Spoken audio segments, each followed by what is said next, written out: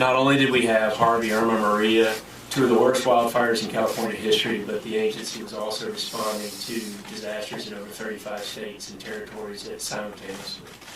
And you know, the effort that our staff has put forward, I'm very proud of what the agency's done, but we've also learned a tremendous amount about going into 2018. So there's a couple things. One, we just unveiled a new strategic plan, and it's not just a plan for FEMA, it's a plan for the whole community. It's a plan that I'd like to unify the federal government response, but also down through our state partners and governors who are with us today. Three very simple goals were put forward. We've got a lot of work to do to create a true culture of preparedness. We have a lot of work to be ready for catastrophic disasters, specifically the low to no notice events. And then three, reduce the complexity of FEMA. Specifically, we have to do a better job of streamlining our services to citizens, but also the grant funding that goes out to help communities prepare and be more resilient in the future. Leaning forward, as a result of the lessons learned, pushing forward into 2018, we've also bolstered commodities in our island territories from Hawaii to also Puerto Rico exponentially, but we're also pushing forward to implement more whole community commodity capabilities. It's not just FEMA. Preparedness is everybody's responsibility, and so we're trying to work very closely with our state, local, and tribal partners on how to bolster the capabilities comprehensively, not just from the federal government, and we're receiving great feedback on that. We're also looking to update our national response frameworks and to make sure that we better incorporate specifically the private sector and the 16 infrastructure leaders in this country that make the country work. And so, you know, working with the Secretary and her support and across, we're going to continue to be reaching out to understand the interdependencies of when infrastructure is impacted, how we need to better respond and tailor those response. Again, we're also trying to push forward a new concept called FEMA integration teams, where we're getting our people out of headquarters, out of regional offices, and embedding them with state agencies so that we're part of the conversation every day, not just seen in the response and the recovery realm. So there's a lot taking place. Again, thank you tremendously for your support, sir, for the support of all the cabinet level, for the cabinet members who put forward tremendous resources to help us all come together to help those in need. And we're very thankful. Well, I want to thank you. Great job, Brock. Really fantastic. Thank you very much. And we really appreciate the job you've done. It's been amazing, and you really have kept quite busy, I would say. Unfortunately, we had no choice. We were hit hard, but you've done a fantastic job, so I want to thank you very much. Thank you. Secretary Nielsen, Administrator Long, I want to thank you for hosting this incredible group of people. I'd like to sort of maybe say and pay some respects to some of the people here today. I have a list. Of course, we have to start with our great First Lady, Melania. Thank you, Melania. She's doing great. She went through a little rough patch, but she's doing great, and we're very proud of her. She's done a fantastic job as First Lady. The people love you. People of our country love you. So thank you, honey. And Vice President Pence, Mike, good. Mike, another great job you are doing. Secretary Michael Pompeo, we're keeping him very busy. We're keeping you so busy, and you're going to be flying, a lot of flying in the next couple of weeks. But what a job you've done, and we appreciate it. The whole country appreciates it, Mike. Thank you very much. Thank you. Steve Mnuchin, Steve, wherever you may be. He's working hard on those taxes and keeping the taxes down. We passed the greatest tax cut in the history of our country and lots of other things, and thank you very much. Great. I think we can say that we have had the strongest, this is the strongest from an economic standpoint that our country has ever been. We're doing better in terms of business, in terms of unemployment. We've broken the record with so many different groups. African American, lowest unemployment in history. The Hispanic, lowest unemployment in history. Women, lowest unemployment in 21 years. $7 trillion in worth we've created since the election. 7 trillion with a T, not with even a B. And that's a number that nobody would have thought was possible. So thank you to everybody. That's been fantastic. Attorney General Jeff Sessions. Thank you, Jeff. Thank you very much. Secretary Ryan Zinke. Keeping very busy. I know that, Ryan. That's good. It's good for you, right? Keeping busy and opening up those lands so people can use them and enjoy them. Largest landlord in the world, Ryan. Nobody knows that, but you're the largest, by far, the largest landlord. It's almost half the United States, if you think about it, right? So great job you're doing. Sunny Purdue. And those farms are doing well, and I did the farmers a big favor last night, right? I did a big, big favor for the farmers. We love the farmers, and they were happy. I know that Senator Grassley and Senator Ernst were very happy with what we did, so thank you for your help. I appreciate it. Wilbur Ross, Secretary, I appreciate it, Wilbur. We're renegotiating a lot of trade deals, and they're really fantastic. And we have the worst trade deals ever made, and we're going to have now fair trade deals. We have made the worst deals ever made. NAFTA is a disaster. World Trade Organization is a disaster. I could go deal after deal, and it's been very unfair to our country, to our workers, to our companies, and to everybody else involved, and we're changing them around rapidly. So Wilbur Ross, thank you very much. Secretary Alex Azar. Alex, I'm very proud of what you've done, and you're coming up in about another month with health care, maybe even sooner than that. We're going to have a great health care bill plan, and it's going to be great health care for a much smaller price than anybody ever thought possible. And I really appreciate that. And our new project that we're really working on very hard is reducing the cost of prescription medicine. And that's going to be something that people will not forget. Some people think that's almost more important than the health care. I've had people say, which is more important? They're both important. But we're reducing the cost of medicine because of what you're doing, and we appreciate it.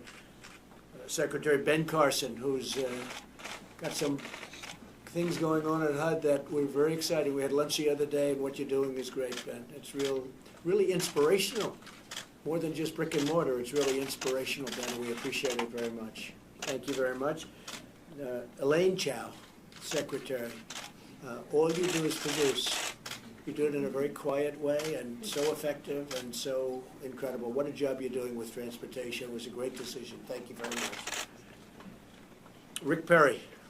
Rick is, I thought you were going to the VA, but we have great people at the VA, so now we don't have to worry about the VA. I think we have great. I always thought Vic would, I'd put him right over the VA, and you would have done great there too, but you're doing a fantastic job at Energy, and we're now the largest in the world at Energy, Rick, the largest in the world, and we're now exporting energy for the first time. Never did it.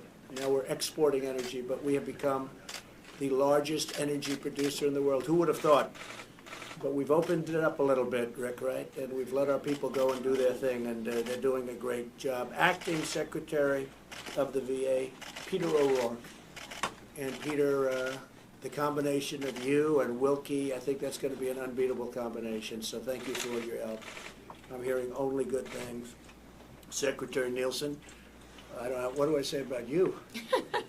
You are doing great, and the border is coming along, and the wall is going up. We have $1.6 billion being spent on phase 1 of the wall, and we'll get additional funding. And every week that goes by, people realize it more and more that we have to have the wall, and we're doing great in San Diego and different places. General John Kelly is here someplace. General?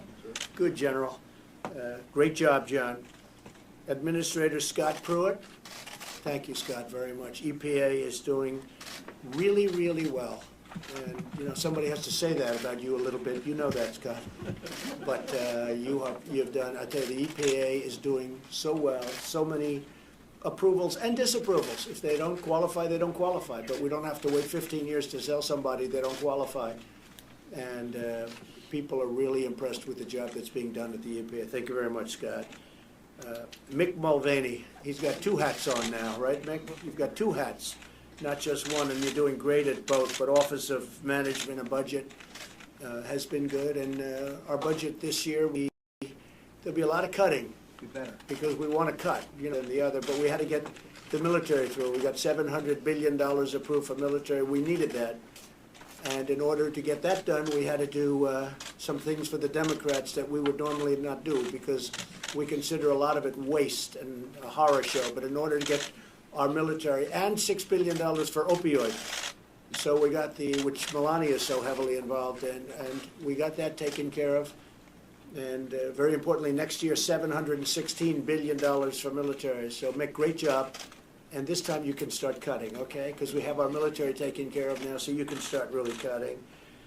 A friend of mine for a long time, Administrator Linda McMahon. And Linda, I was just being told the other day what you've done at small business has been incredible. One of the real stars. And Vince and myself and your family, we're all proud of you, but what you've done is fantastic. So much work. People don't realize your small business is really it's really a very massive business. And you add it all up, and those numbers are not small business. They're bigger than just about any company you can even think of. So congratulations, Linda. Thank you very much. Governor Rick Scott, we have a lot of people around and watching. You know, we're on screens all over the country and I think beyond. But we have Governor Rick Scott of Florida is there, and he's watching, and he's done a fantastic job. He's now running for the United States Senate, and I won't get political, but I think you're going to do very well, okay? That's not political, is it?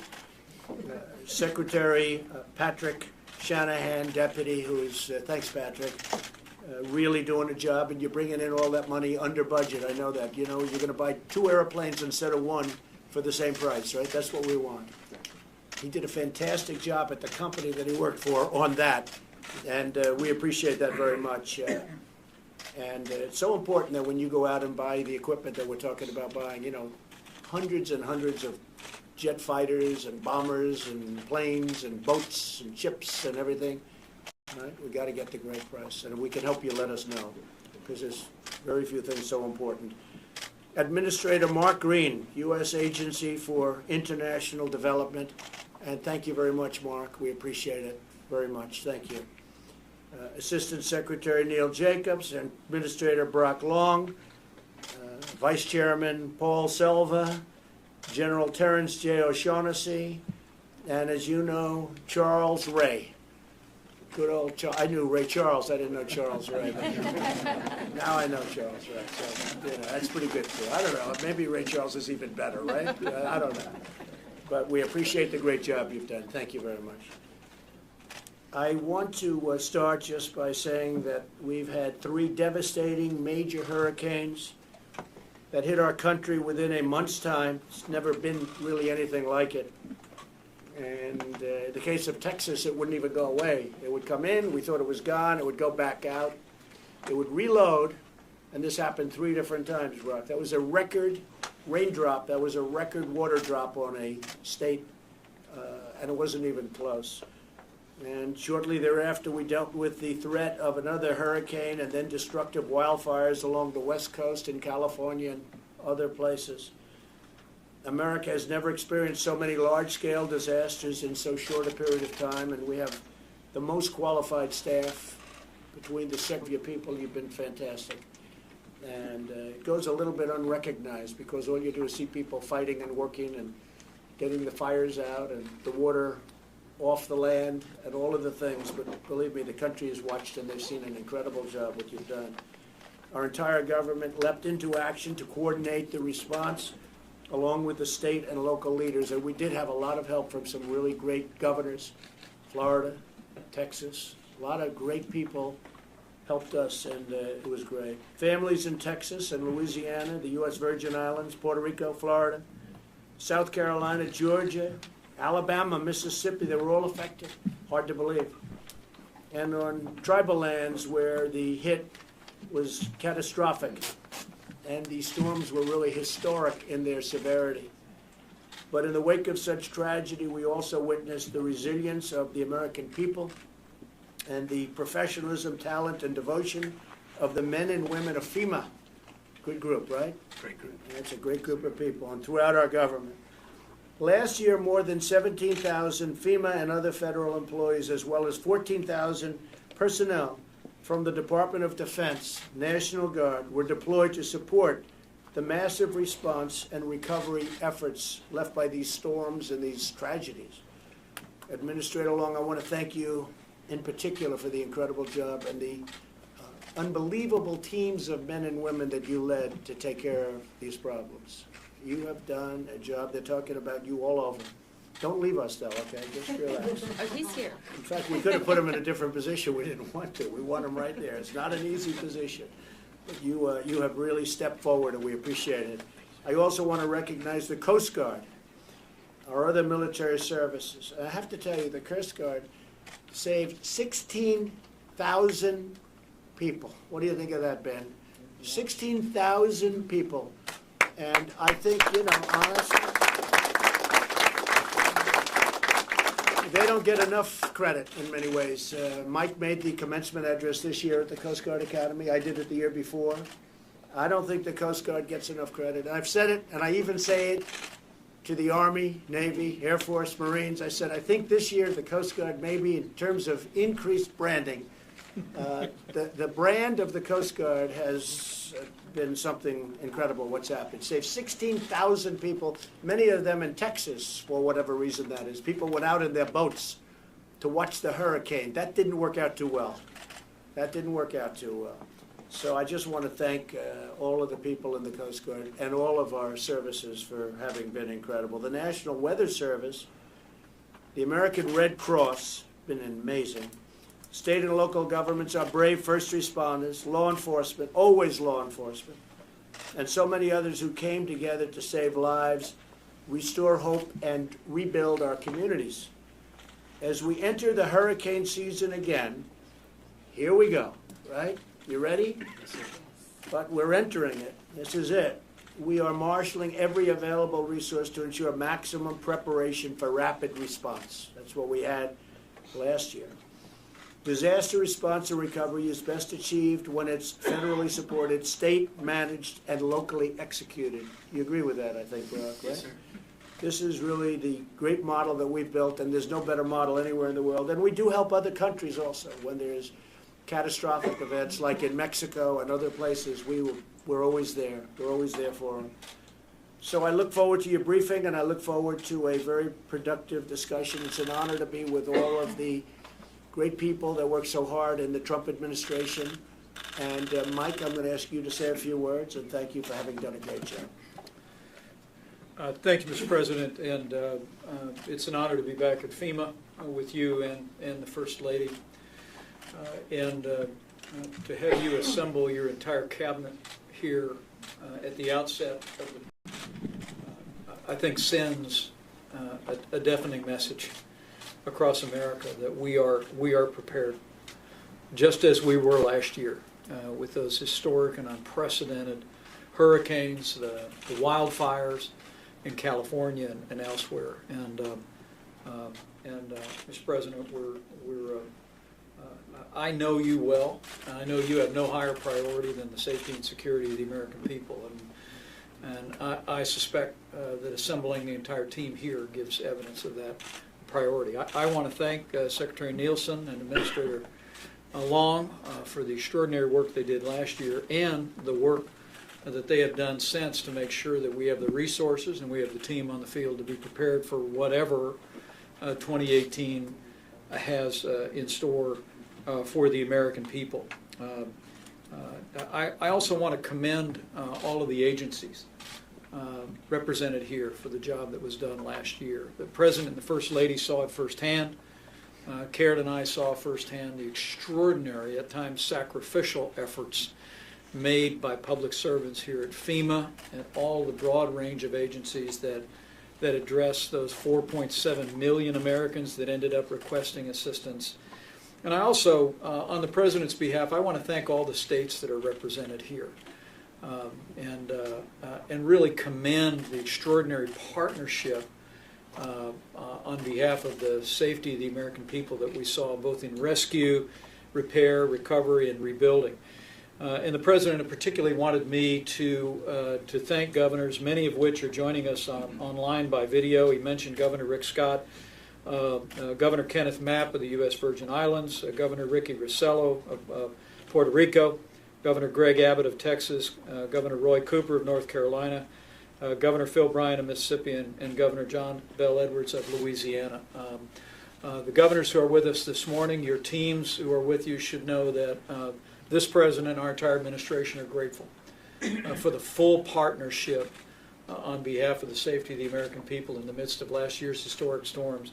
And at the President's direction, our entire administration is committed to building on those partnerships this year to be even more prepared. And as a former governor, I know, Mr. President, how much that means to these teams at the state level, to see the way FEMA has forward deployed in many states personnel and resources to be prepared. But it's all reflective of the priority the President has placed on preparedness and being ready for what comes in the 2018 hurricane season. So with gratitude to the team at Homeland Security and at FEMA, with gratitude to all of our agencies, notably the Coast Guard, another shout out, and to all the states well represented here, on behalf of the President, thank you. Thank you for all you've done for the American people, and we will be working every day in 2018 to see to the safety and security of the American people going forward.